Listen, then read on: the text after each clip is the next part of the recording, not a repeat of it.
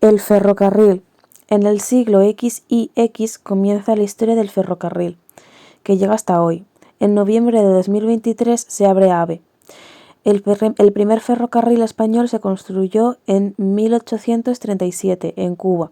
En la península ibérica, la primera línea fue de Barcelona a Mataro, 29,1 kilómetros. A partir de ahí se expande la extensión de numerosas vías de ancho ibérico, característico en España y Portugal.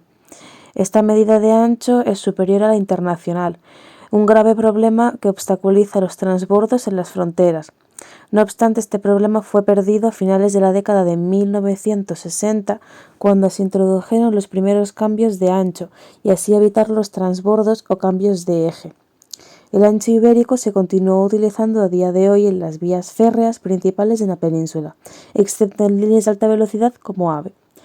Para mejorar el transporte y ampliar el traslado de mercancías, se aprobó la Ley General de Ferrocarriles de 1855. Gracias a esta ley se va a desarrollar una demanda de hierro para las vías férreas. Esta da a la creación de unas sociedades anónimas que invertían en la construcción de trenes de la red. Fue rápida los primeros 10 años y el ferrocarril aumentó la carga transportada. Esta ley hizo llegar a la capital extranjero para impulsar la construcción, pero en 1866 hay una gran crisis financiera y se para. En el siglo XX, en 1941, tras la Guerra Civil hasta 2004, se creó la empresa estatal Renfe, con carriles de vía ancha.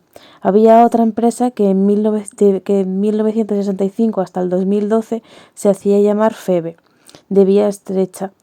Asumió Adif, administrador de infraestructuras ferroviarias, y Renfe, operadora, hasta día de hoy. Y la explotación de los ferrocarriles de vía ancha, Renfe, y estrecha, FEBE, y con el ancho internacional, AVE. Desde la línea de alta velocidad Madrid-Sevilla en 1992 se han expandido nuevas líneas hasta la última hecha, la línea AVE Gijón-Oviedo a Madrid, que dura 3 horas y 13 minutos y se hizo en noviembre de 2023. Documento 7. La cuestión social y la tierra, de Joaquín Costa, de 1902.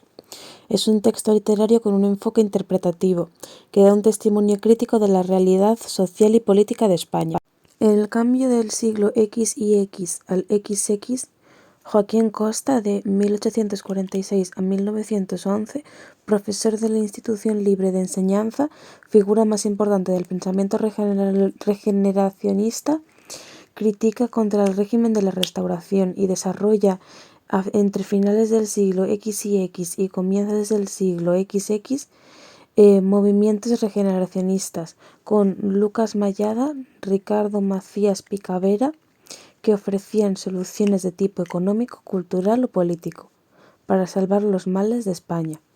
Escribió un libro llamado Oligarquía y Caciquismo como la forma actual del gobierno en España, que decía en pocas palabras: el electorado no era el que decía la composición del Parlamento, sino la trama de oligarcas y caciques.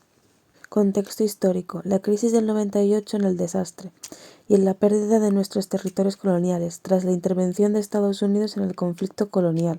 La derrota trajo pérdidas y la necesidad de renovar la vida política y desprestigio militar. A su vez, el desastre del 98 intensificó el descontento y las actividades de los regeneracionistas en este momento de mayor activismo político. Al lado de este regeneracionismo crítico, el desastre del 98 contribuyó a que se desarrollara otro regeneracionismo desde dentro del sistema, promoviendo cambios que fueron intentados por Silvela y después por Maura desde el conservador y por Canalejas desde el liberal. Ya iniciado el reinado de Alfonso XIII, el impacto de la Primera Guerra Mundial y la crisis de 1917 demostraría que las reformas no eran suficientes para la modernización del país. Idea principal: un fragmento de su obra La tierra y la cuestión social de 1902 de Joaquín Costa mejora la situación de la agricultura y de elevar el nivel educativo y cultural.